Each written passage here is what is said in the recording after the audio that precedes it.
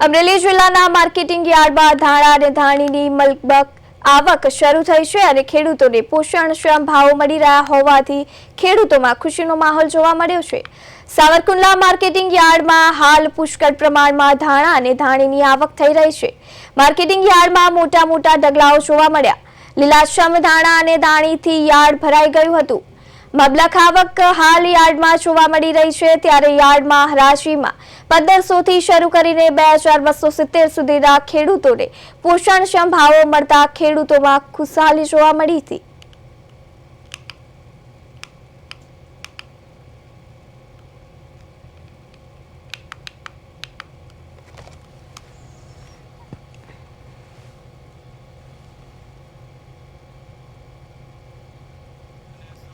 Marketing યાર્ડની અંદર અત્યારે હું ધાણા વેચવા આવ્યો છું અને મારે ધાણાનો ભાવ 1922 રૂપિયા આવ્યા છે અને સાવરકુંડલા માર્કેટિંગ યાર્ડની અંદર ધાણાના સરેરાશ ભાવ 1700 થી 2200 રૂપિયા સુધી જાય છે અને ધાણાની આવક પણ સારી એવી છે અને ધાણાની ખેતીની અંદર ખર્ચ ઓછો અને ફાયદો ઝાઝો થાય આવા ભાવ રહે અને આવા બજાર ટકી રહે તો ખેડૂતોને 2 પૈસા મળે એવું જોવામાં લાગે છે। ધાણાનું વાવેતર તો કર્યું છે તે 14 વીઘાનું, પણ ધાણાના ભાવ તો 1800 રૂપિયા મળે છે। આની પહેલા 2 દિવસ પહેલા વેચી ગયો તો 2000 રૂપિયા આવ્યા હતા અને 200 રૂપિયા ઓછા આવ્યા, પણ આથી બજાર નીચી જાય તો ખેડૂતને નુકસાન જાય।